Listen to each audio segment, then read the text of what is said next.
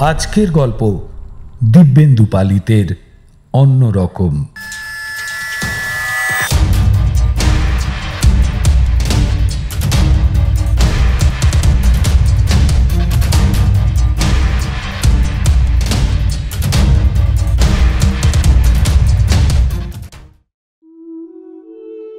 বিমানকে আজ অন্যরকম লাগছে।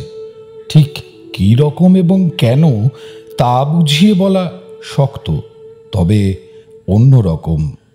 13 বছর বিয়ের পর ছেলেপুলে না হওয়ায় বছরের পর বছর ধরে নিজের অভাবের জীবনটাকে যেমন ক্রমশ বেশি করে চিনেছে কণা, তেমনই খুঁটিয়ে চিনেছে স্বামীর ধরন ধারণগুলোকেও। এগুলো লক্ষ্য করলেই সে বুঝতে পারে বিমান স্বাভাবিক কিনা, কিংবা স্বাভাবিকের চেয়ে একটু কম বা বেশি কিনা। এই দুই অবস্থার কোনোটাই কণার উদ্বেগ, আশঙ্কা, ভয়ের কারণ হয় না, যেমন হয় বিমানের অন্যরকম হয়ে যাওয়া। স্বাভাবিক বা স্বাভাবিকের চেয়ে কম বেশি নয়, কণার চেনা স্বামী কখনো কখনো সম্পূর্ণ আলাদা হয়ে যায়, যেন অন্য মানুষ, বদলে ফেলেছে নিজেকে, বা এমন কোনো চক্করে আছে যার হদিশ পাওয়া কণার সাধ্যের বাইরে। আজও বিমানের অন্যরকম হওয়াটা চোখ এড়ালো না কণার। অফিস থেকে বাড়ি ফিরে জামা কাপড় ছাড়েনি, জুতোটা খুলেছে কোনো রকমে, তারপর যেমনকে তেমন শুয়ে পড়েছে বিছানায়। ব্যাপারটা ভালো লাগলো না কণার। জুতো খোলার জায়গা থেকে বারান্দা ও মেঝে পেরিয়ে বিছানা পর্যন্ত আসতে রাস্তার ধারের এই বাড়িতে কিছু না কিছু ধুলো লাগেই পায়ে। বিছানায় ওঠার আগে সেজন্য পা ঘষে নিতে হয় পাপোশে। বিমান যেন পাপোশের অস্তিত্ব ভুলে গেল। ধুলো পায়ে শুয়ে পড়ল বিকেলে বিছানো নতুন চাদরের ওপর। তবে ক্ষুণ্ণ হলেও স্বামীকে অন্যরকম দেখে বলল না কিছু কণা।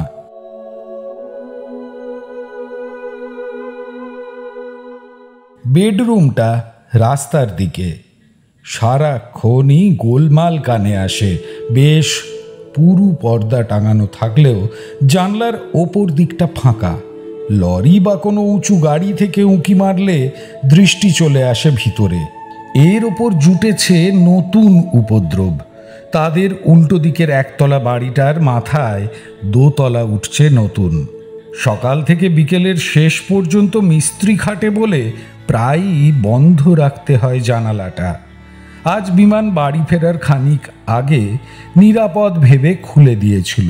শোয়া বসা তাদের যা কিছু সবই এ ঘরে। তাছাড়া আলমারিতে আছে দিনে দিনে গড়ে তোলা গয়না, কাঁচা টাকা, সবই। বিমান যখন বাড়িতে থাকে না তখন একা বাড়িতে মাঝে মাঝে এসব নিয়ে নাড়াচাড়া করতে ভালো লাগে কণার। মাঝে মাঝে মনে হয় এ সবই যথেষ্ট নয়, আরও কিছু থাকলে ভালো হতো। জানলাটা খোলা থাকলে ভালো হতো।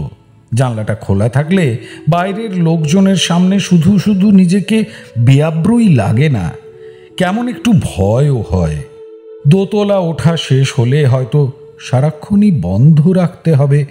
কণা ভেবেছিল আজ এ নিয়ে অনুযোগ করবে বিমানের কাছে, অনুযোগটাকে নিয়ে যাবে বাড়ি বদলানোর পরামর্শে।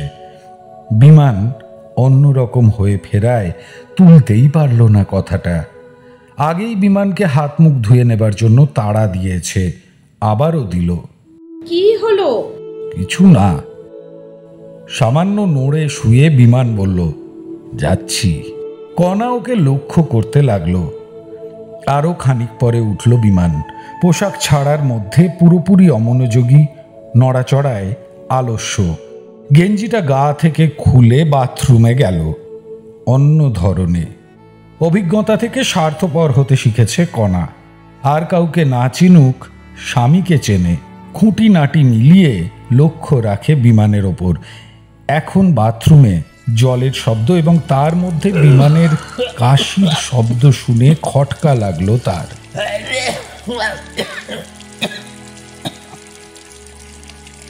দুঃখের মধ্যে কাশলে যেমন হয়, অনেকটা তেমনই। শরীর খারাপ হলো নাকি? বাথরুম থেকে বেরিয়ে বারান্দার তক্তপোষে বসে তোয়ালে দিয়ে অনেকক্ষণ ধরে ভিজে পায়ের পাতা মুছল বিমান, নিশ্চিত অন্যমনস্কতার জন্যে। ঘরের দরজায় দাঁড়িয়ে স্বামীকে লক্ষ্য করতে করতে কণা বলল, কি হলো তোমার? যুবধুবু বসে রইলে যে? কিছু না। বিমান স্ত্রীকে দেখল একই অন্যমনস্কতায়। চা হয়েছে? হচ্ছে। দাও। এতক্ষণ শুয়ে বসে কাটালে, এখন তাড়া দিচ্ছ? কণা স্বভাবে ফিরে এলো। এত তাড়া কিসের? কিছুটা বিরক্তি দেখিয়ে কণা চা আনতে গেলে বিমান উঠে এলো ঘরে। ধুতিটা গুছিয়ে পরল, গেঞ্জি চাপালো গায়ে। আলনা থেকে পাঞ্জাবিটা টেনে নেবার আগে যেটুকু অন্যমনস্কতা, তারই মধ্যে চা নিয়ে ফিরে এলো কণা। ও কি, আবার বেরুচ্ছ নাকি? হ্যাঁ। কোথায়? সঙ্গে সঙ্গে কোনো উত্তর দিল না বিমান। তারপর অন্যমনস্কতার মধ্যেই কণার প্রশ্নটা অবাঞ্ছিত হয়ে ঝুলে থাকলো কিছুক্ষণ। তারপর চুল পরিপাটি করার পুরনো অভ্যাসে মাথার ওপর দ্রুত হাত বুলিয়ে নিয়ে বলল, আশ্চর্য, আমার কি ব্যক্তিগত বলে কিছু নেই? সব সময় জবাবদিহি করতে হবে কেন? জানোই তো, সন্ধ্যের পর অকাজে আমি কোনোদিন বেরুই না, তবু এত প্রশ্ন কেন? অন্যরকম বোঝা গেলেও বিমানের এই হঠাৎ ক্ষুব্ধ হয়ে ওঠার কারণ কি তা বুঝতে পারল না কণা।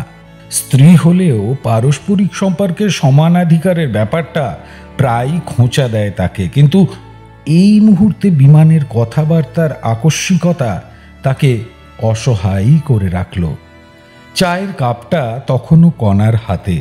অভিমানে এবং কিছু না বলতে পারার অস্বস্তিতে কান গরম হয়ে উঠল তার। হাতে না দিয়ে বেশ শব্দ করেই চায়ের কাপটা ছোট্ট টেবিলের ওপর নামিয়ে রেখে বলল, তোমার চা। স্ত্রীর পুরো ব্যবহারটা লক্ষ্য করল বিমান। একটু পরে বিরক্ত। কাপটা তুলে নিয়ে কোনাকুনি ভঙ্গিতে সে বসল ড্রেসিং টেবিলের সামনে এবং ভাবল, যা যা করে সে বাড়ি ফিরেছিল পরিবর্তিত পরিস্থিতিতে আরও এলোমেলো হয়ে গেছে মাথার মধ্যে।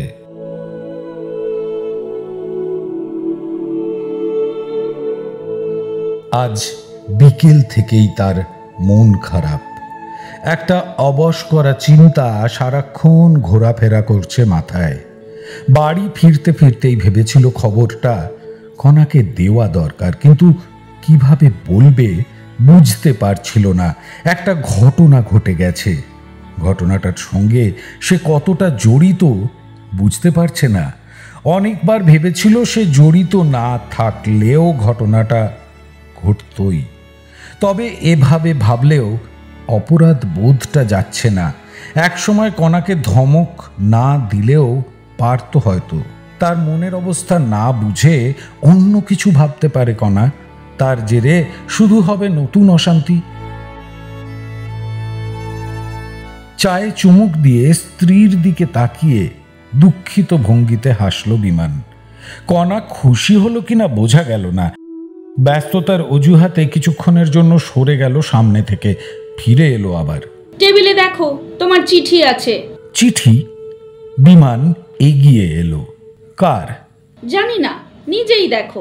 3টি চিঠি। ছাপানো পোস্টকার্ডটা এসেছে তাদের স্টেশনার্সের দোকান থেকে, অক্ষয় তৃতীয়ার নিমন্ত্রণ।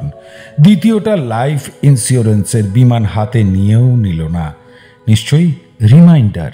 অন্তত কি থাকবে ওতে তা না জানার কথা নয়। পুরো চাটা খাওয়া হয়নি, তবু কাপটা টেবিলের ওপর নামিয়ে রাখল বিমান। হঠাৎ তীব্র শীত গায়ে লাগার মতো একটা অনুভূতি ছড়িয়ে পড়ল সর্বাঙ্গে। খাটের ওপর বসে পড়ল বিমান, দৃষ্টি কাতর, পরিশ্রান্ত মাথা বুকের দিকে ঝোঁকানো। কি দেখলে না চিঠিটা? স্বামীর কাছাকাছি এসে দাঁড়ালো কণা। বিমানের আকস্মিক পরিবর্তনের কারণ বোধগম্য হলো না তার। কয়েক মুহূর্ত চুপচাপ দাঁড়িয়ে থেকে এগিয়ে গিয়ে তৃতীয় চিঠিটার দিকে হাত বাড়ালো সে। খামের ওপরে লেখা ঠিকানায় চোখ বুলিয়ে এমনভাবে পরের কথাগুলো বলল যাতে মনে হবে সে আগেই ব্যাপারটা জানত। নিশ্চয়ই তোমার দিদির চিঠি। কি লিখেছে?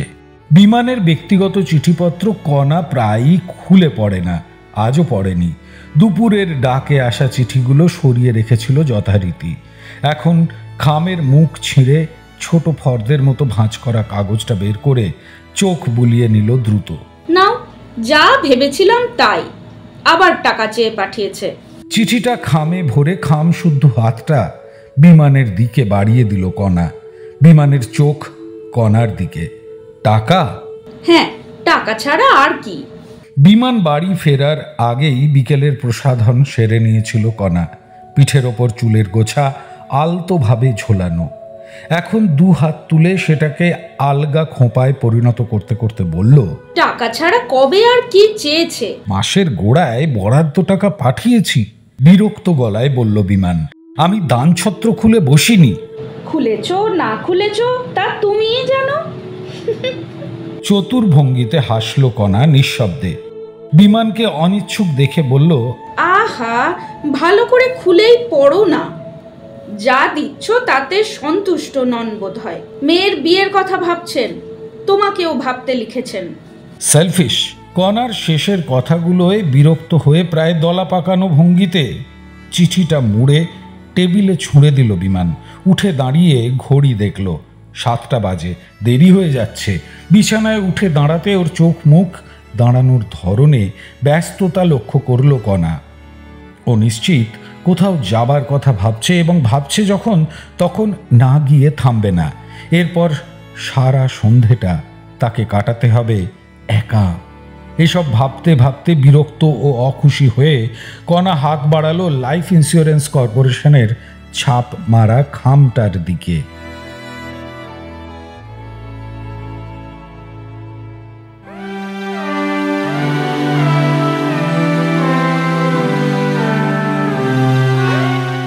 বিমান আবার অন্যমনস্ক হয়ে পড়ল এবং ভাবল দিদির চিঠির প্রসঙ্গটা এখনই না তুললে পারত কণা। দোষ তার নিজের। কণা বলল, কোথায় যাবে? কণা বলল, সঙ্গে সঙ্গে তাকেও রিয়্যাক্ট করতে হবে, তার কি মানে আছে? জামাইবাবু মারা যাবার পর দিদিকে কি সে বলেনি সব সুবিধে অসুবিধেগুলোর কথা তাকে জানাতে? এর পরেও সে এতটা অসহিষ্ণু হয়ে পড়ল কেন? কণার চোখ তখনও চিঠিতে। বারান্দা থেকে ঘুরে এলো বিমান। জিতেনের আসবার কথা 7টার আগে, এখনো এলো না। কোথায় যাবে? প্রায় ঠাট্টার গলায় বলল কণা, আড্ডা? না। নিজেকে গুছিয়ে নিল বিমান। বিশুর বাড়ি। বিশু প্রিমিয়ামটা এখনো জমা দেয়নি দেখছি। ইন্স্যুরেন্সের রিমাইন্ডারটা ভাঁজ করে টেবিলের ওপর রেখে কণা বলল, কি সব বন্ধু বান্ধব, চিট। বিশু নিশ্চয়ই অসুবিধায় পড়েছিল, না হলে। আমি বলছি টাকা ও আর জমা দেবে না, এই নিয়ে কবার হলো। দিদি না হয় আত্মীয়। কেন? কোনোদিন ওকে অসৎ বলতে পারিনি। বেচারা টাকা মেরে দেবার মতো লোক ও নয়। জোর দিয়ে বলবার চেষ্টা করলো বিমান। সাফাই গেও না। চাকরিটা গিয়েছিল কি জন্যে? টাকা লোপাট করেনি? ওটা চক্রান্ত। ছাপোসাপে ওকে জড়ানো হয়েছে। এখনো এনকোয়ারি চলছে। হ্যাঁ, চলছে, অনন্তকাল ধরে চলবে। ততদিন ওর সংসার টানবে তোমরা। একটু থেমে বিমান তখনও চুপচাপ দেখে ঝাঁঝালো গলায় বলল কণা, কে কেমন তা জানতে আমার বাকি নেই। কোনো কোনো মানুষের গায়ে গন্ডারের চামড়া থাকে, লজ্জা অপমানের ভয় তাদের থাকে না। সেদিন দেখলে তো ওর বউয়ের দেমাগটা। বলে কিনা গয়না বেচে শোধ করে দেবে। কটা গয়না আছে ওর? প্রশ্নের বা বলবার ধরনে কণা কথাটা শেষ করবার আগেই অস্বস্তিতে খাটের ওপর বসে পড়ল বিমান। ওকে দেখতে দেখতে কণা বলল, 380 টাকা করে 3 বার। আগের দুটো প্রিমিয়ামের ইনস্টলমেন্ট তোমাকেই দিতে হলো আবার। আমি খুব অবাক হচ্ছি, সেদিন অত স্পষ্ট করে বলবার পরও অন্য কেউ হলে অপমানে আত্মহত্যা করত। কণা! স্ত্রীকে ধমক দিল বিমান, কিন্তু জোর পেল না তেমন। শেষ পর্যন্ত বলল, বাড়ি বয়ে গিয়ে সেদিন তো অপমান ওকে আমরা করেছি, আর কেন? অপমানে তো আর টাকাটা ফিরে আসবে না। টাকা খোলামকুচি নয়। তোমার না লাগতে পারে, আমার গায়ে লাগে। আর লাগবে না। এই সময় দরজায় বেল পড়ল যেন। মোটরের হর্নের শব্দে এবং আশপাশের অন্যান্য কোলাহলে শব্দটা উঠেই চাপা পড়ে গেল। সেই মুহূর্তের কথা থেমে যাওয়া নৈশব্দের মধ্যে উৎকর্ণ হলো বিমান। কণাও। জিতেনের আসবার কথা 7টায়, এখন প্রায় 7:30। এখান থেকে জিতেনের সঙ্গে বিশ্বনাথের বাড়ি যাবার কথা। কারণ জানে না, তবু বিমান বুঝতে পারছিল না যা ঘটেছে। তারপর কি করে সে বিশ্বনাথের স্ত্রী সুধার সামনে গিয়ে দাঁড়াবে। দরজায় আবার বেল পড়বার মুহূর্তে কণার দিকে তাকালো বিমান। শোনো, নিজেকে যতটা সম্ভব ধাতস্থ করে নিয়ে বিমান বলল, বিশু কাল রাত্রে আত্মহত্যা করেছে। কি? হ্যাঁ। কণা কি একটা বলবার জন্য হাঁ করেছিল, বলল না। মুখ ফ্যাকাশে, ভয় পাওয়ার ধরনে ক্রমশ বিছানায় গিয়ে বসল। কেন? আমি গণৎকার নই, কেন তা বলতে পারবো না। সেই সময় তৃতীয়বার এবং ব্যস্ত বেল পড়ায় বিমান দরজা খুলতে গেল। জিতেনকে ভেতরে ঢুকতে দিয়ে বলল, আমি রেডি হয়ে আছি, তোমার দেরি কেন? বলছি ভেতরে চলো। নিঃশ্বাস নিয়ে জিতেন জিজ্ঞাসা করল, কণা আছে? হ্যাঁ। দরজা বন্ধ করে জিতেনের মুখোমুখি দাঁড়ালো বিমান। কি ব্যাপার, তোমাকে খুব আপসেট লাগছে? বলছি।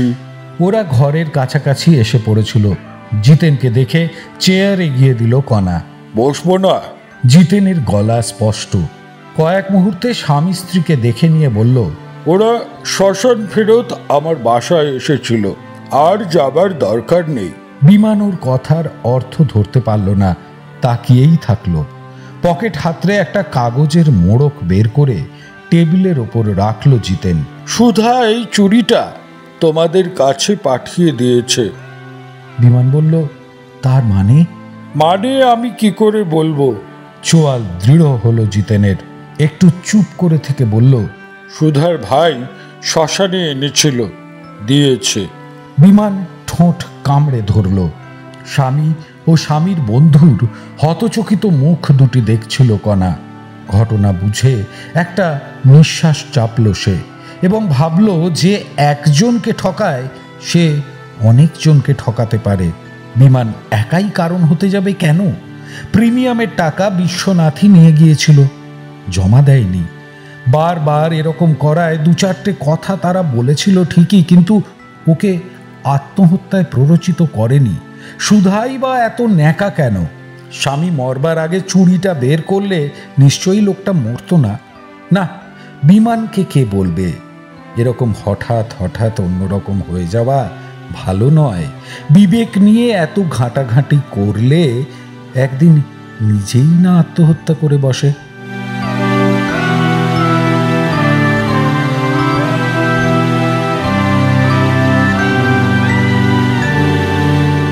এতক্ষণ শুনলেন দিব্যেন্দু পালিতের লেখা গল্প অন্যরকম।